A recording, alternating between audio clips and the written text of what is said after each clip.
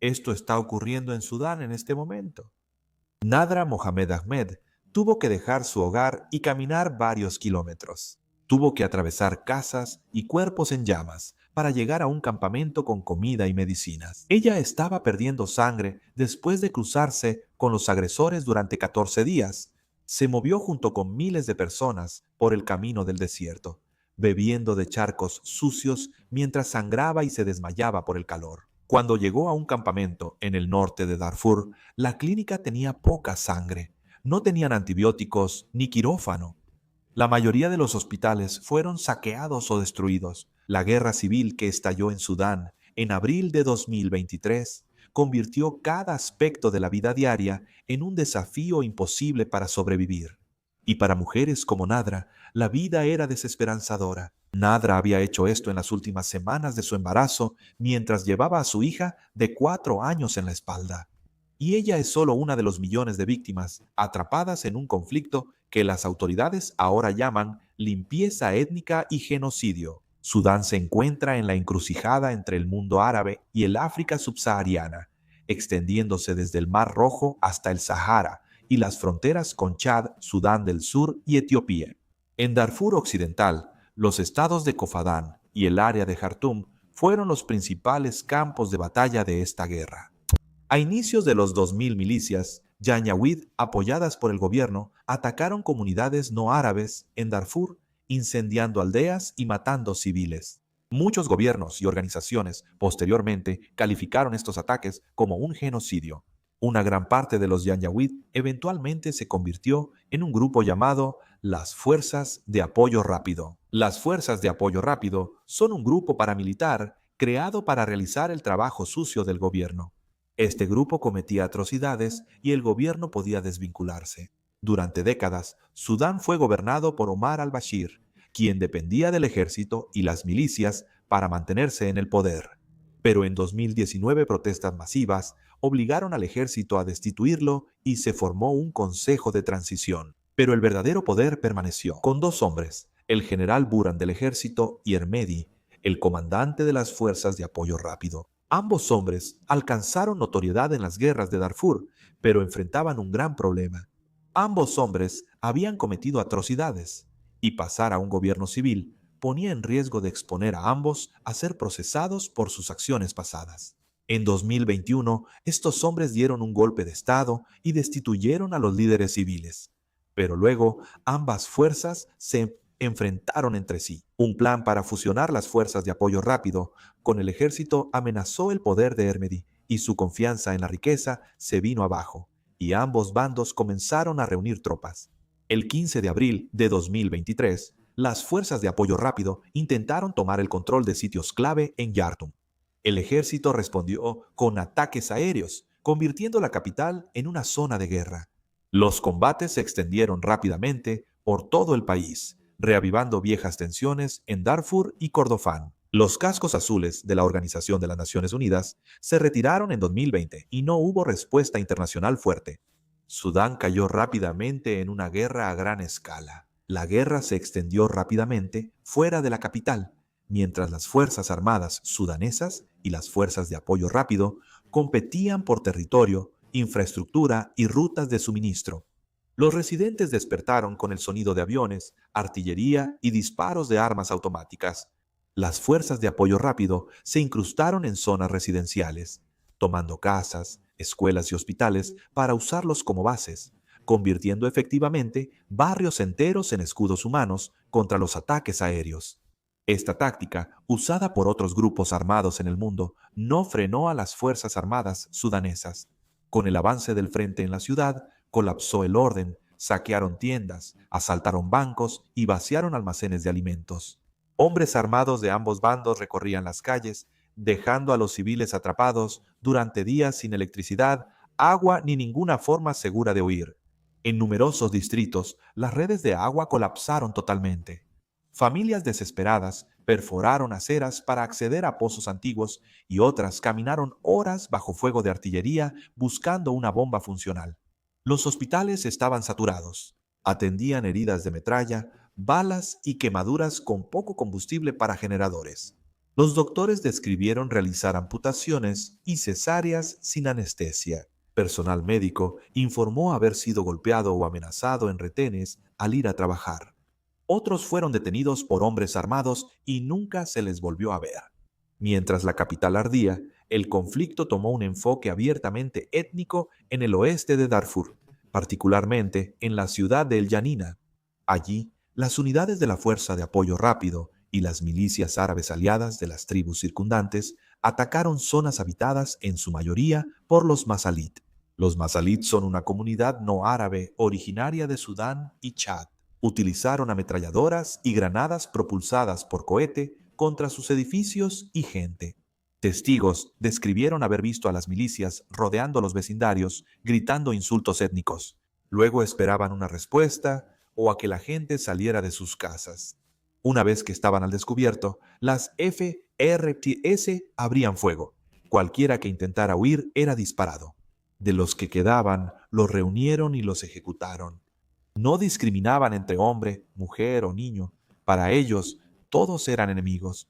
Distritos enteros fueron incendiados y las imágenes satelitales mostraron después bloques de viviendas reducidos a cenizas, junto con múltiples fosas comunes, aparentes en las afueras de la ciudad. Masacres en abril y junio de 2023 causaron miles de muertos, pero se desconoce la cifra real. Por restricciones de acceso y cuerpos no contabilizados en zonas rurales, las fuerzas de apoyo rápido negaron responsabilidad y dijeron proteger a civiles. Sin embargo, testimonios, videos y datos satelitales ubicaron consistentemente a las fuerzas de apoyo rápido y milicias aliadas en el centro de la violencia. En noviembre de 2023, en Adamata, una unidad de las Fuerzas Armadas sudanesas, CIERSO, se rindió. Después de la rendición, se informó que las fuerzas de apoyo rápido separaron a los detenidos no árabes de los árabes. Los detenidos no árabes fueron ejecutados, muchos de ellos en el acto. Después, los combatientes de las fuerzas de apoyo rápido recorrieron los campamentos cercanos, matando a hombres y niños y agrediendo sexualmente a las mujeres antes de asesinarlas. La violencia sexual fue usada como arma de guerra por ambos bandos. Las Fuerzas Armadas sudanesas también cometieron abusos, como bombardeos aéreos y asedios que cortaron el suministro de alimentos, combustible y medicinas a las ciudades. Ambos bandos reclutaron o utilizaron niños soldados, tomando a niños de familias desplazadas a quienes se les prometían salarios, comida o protección. Estos jóvenes estaban desesperados, sin familia y eran fáciles de persuadir. A finales de 2004, las fuerzas de apoyo rápido controlaban casi todo Darfur y gran parte de Kordofán. Las Fuerzas Armadas sudanesas tenían bases en el este de Sudán, cerca de Puerto Sudán y en otras ciudades. Ningún bando logró una victoria decisiva, pero ambos siguieron usando tácticas para vaciar, matar de hambre o aterrorizar a las comunidades hasta someterlas. Por lo tanto, los mecanismos de atrocidad en todo Sudán incluyeron masacres abiertas por motivos étnicos, bombardeos indiscriminados de ciudades, saqueos sistemáticos, violencia sexual y la destrucción deliberada de los sistemas de salud y agua. Los civiles han pagado el precio máximo por el conflicto entre dos fuerzas militares que luchan por el control, exactamente lo opuesto a lo que el pueblo sudanés luchó en 2019. Gracias a valientes periodistas y testimonios civiles conocemos esta información. Se ha registrado que los padres han recurrido a enseñar a los niños a reconocer el sonido de los proyectiles entrantes y a tirarse al suelo cuando escuchan motores de aviones pesados. La gente ha tenido que buscar los callejones más seguros para llegar a la panadería o al punto de agua. Han aprendido qué acento usar en cada puesto de control militar para asegurarse de no convertirse en otra víctima. Una mujer dijo que tuvo que esconder a su hijo adolescente debajo de sacos de harina en un carrito, porque temía que los combatientes en un puesto de control lo acusaran de pertenecer a un comité de resistencia y lo hicieran desaparecer. Un maestro del Ganina relató que hombres armados llegaron al amanecer, insultaron a su etnia, lo formaron con otros y les dispararon en grupos. Solo él sobrevivió al caer antes y permanecer bajo los cuerpos de sus vecinos hasta la noche. Luego, se arrastró y caminó hacia la frontera con Chad sin ningún zapato. Otra sobreviviente, madre de 4 hijos, contó que los combatientes entraron en su vecindario, mataron a su esposo cuando discutió con ellos y quemaron la casa. Mientras los niños se escondían en un cuarto de almacenamiento, 2 de sus hijos no lograron salir de la casa. Ella pudo llegar a un campo de refugiados en Chad con sus 2 hijos restantes. Otras personas describen haber dejado atrás a familiares ancianos que simplemente no podían caminar. Sabían que no quedaban ambulancias y que regresar para cargarlos significaría la muerte. Básicamente tuvieron que dejar a sus ancianos para que murieran de hambre o algo peor. Mujeres embarazadas caminaron días para llegar a campamentos sin comida ni medicinas, y algunas de ellas dieron a luz en los campos o al borde del camino. Todo sin ninguna ayuda. Se informa que alrededor del 80% de los hospitales en las zonas de conflicto ya no funcionaban debido a los bombardeos, la ocupación por combatientes o la falta de personal o combustible. Brotaron brotes de cólera, sarampión y otras enfermedades prevenibles en campamentos abarrotados donde las familias vivían bajo láminas de plástico sin agua limpia. Los doctores amputaron extremidades con herramientas básicas y vieron morir pacientes por infecciones tratables, ya que los antibióticos fueron saqueados o bloqueados en retenes. La guerra empujó a millones hacia la hambruna. Los sistemas alimentarios, ya afectados por choques climáticos y crisis económica antes de 2023, fueron devastados, porque los combates destruyeron muchas granjas. Los trabajadores de la salud veían llegar a niños tan desnutridos a las clínicas que ni siquiera podían llorar. Especialistas en agricultura advierten que, aunque cesen los disparos, años de siembras perdidas, falta de semillas y pérdida de ganado podrían dejar vulnerables a las comunidades por una generación. Personas de Boulder que vivieron guerras anteriores en Darfur dijeron que esta vez se sentía peor. Debido a que no había fuerzas de paz, ni tribunales en funcionamiento y casi ningún observador internacional presente cuando ocurrieron las peores matanzas, los refugiados en Chad, Sudán del Sur y Egipto están vendiendo joyas, herramientas y raciones de comida para poder pagar crédito telefónico y traficantes. Muchos dijeron que sentían que el mundo los había olvidado porque el conflicto rara vez se mencionaba en la televisión internacional. En varias zonas de Sudán, las comunidades cristianas han estado amenazadas durante la guerra. Las iglesias fueron bombardeadas o incendiadas. Sacerdotes y pastores fueron desplazados.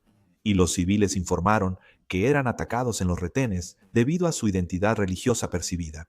Muchos cristianos en estas regiones pertenecen a grupos étnicos, ya atrapados entre las Fuerzas Armadas sudanesas y las Fuerzas de Apoyo Rápido, lo que los ha hecho vulnerables ante ambos bandos. Para el segundo año de la guerra en Sudán, las agencias humanitarias la llaman la mayor crisis de desplazamiento en el planeta. Según la Organización de las Naciones Unidas, más de 30 millones de personas en Sudán requerían ayuda para cubrir sus necesidades básicas. Más de 12 millones han sido forzados a dejar sus hogares. Millones han cruzado las fronteras hacia Chad, Sudán del Sur, Egipto, Etiopía y la República Centroafricana. Es difícil estimar el número de muertos, pero se cree que para finales de 2025 habrá alrededor de 150.000 fallecidos.